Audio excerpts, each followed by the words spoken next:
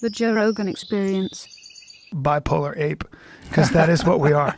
We are, man. I mean, and if you stop and you freeze frame on somebody when they're having a moment, you can catch them in any, like that whole spectrum, the human spectrum, sinner and saint, and anything in between. Yeah. You can catch them in a terrible moment or a great moment, but you can't decide that that's what they are all the time. And that's what we're doing now. Let's be honest. Isn't it funny too that we quantify certain things that are just dumb? Like there's certain things you're just not going to bounce back from. The Rachel Dolezal thing, when she pretended she was black, but she really isn't black. Like that's a little too much. You know what I'm saying? But there's like those things where it becomes a nationwide thing. And I bet she's a lovely lady. I don't know.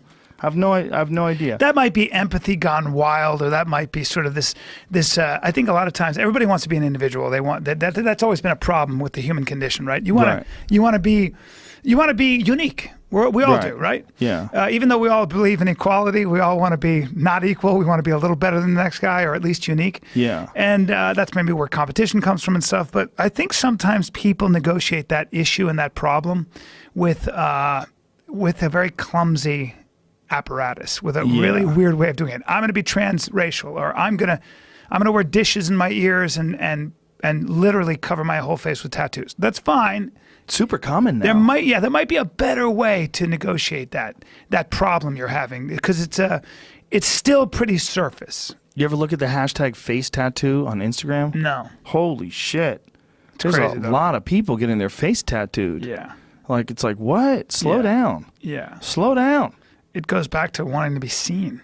Well, I think what you're saying makes a lot of sense in terms of like people wanting to belong to a group that seems cool. And like black people seem like overall a cool group, right? Like you have good music behind it. They have a funny way of talking. They have all these amazing pro athletes. They have a totally different kind of culture.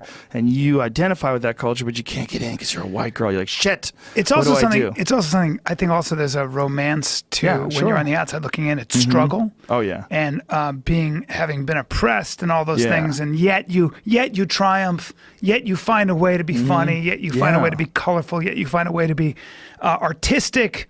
I mean, rap came from the South Bronx while it was literally on fire. Yeah, and rap is just one aspect of it, right? Yeah. I mean, think about it. Some of the very best stand-up comedians, some of the very best musicians. Jazz, dude. Yeah, and you think of the percentage of the population that's black. 12%. The percentage that become elite professional athletes.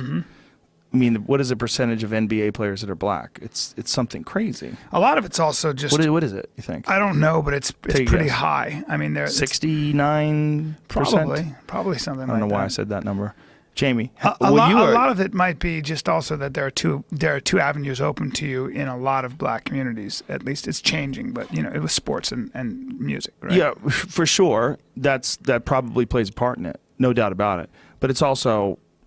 there's an extraordinary number of professional athletes, like elite athletes, that just happen to be black. And what is that, though? Is it genetic? Is it the environment they're coming from? I mean, it's a fascinating thing to be explored, because for all this talk of racism, if you just want to be really honest, there's a lot of African Americans that have some pretty phenomenal genetic traits.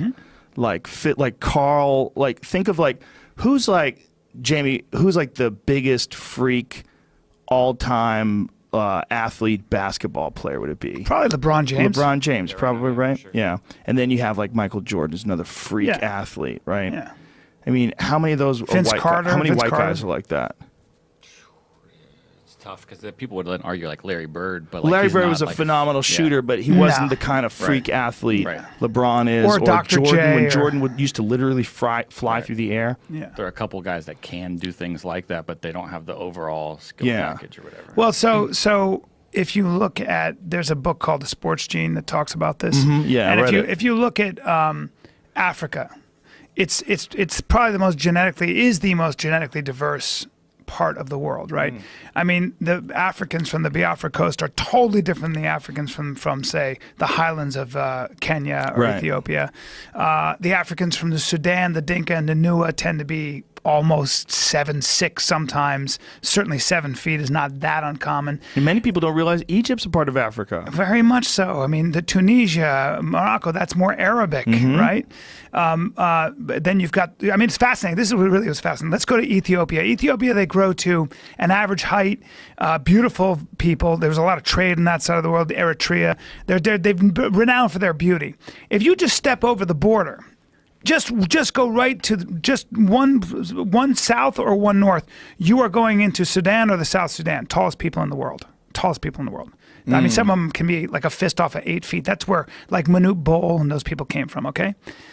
If you go just another country, just one more country east, now you're in the Congo, and that's home to the pygmy.